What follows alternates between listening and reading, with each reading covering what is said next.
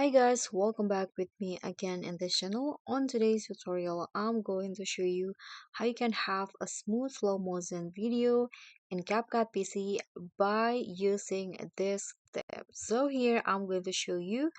I have already added videos into my CapCut PC here, and I'm going to make it as a slow motion video.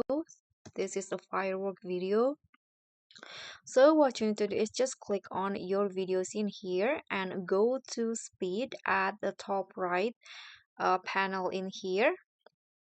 And you can just slow it down by swiping the speed to the left like this. So after you adjust the speed, just enable this smooth slow-mo. Click on this check button, and here click on this drop down and choose the optical flow for a better slow-mo quality like this, and just wait until the processing is finished and you get your smooth slow motion video. So that's all for me. Thank you so much for watching. Don't forget to like, comment, and subscribe. Also click on the thanks. Bye.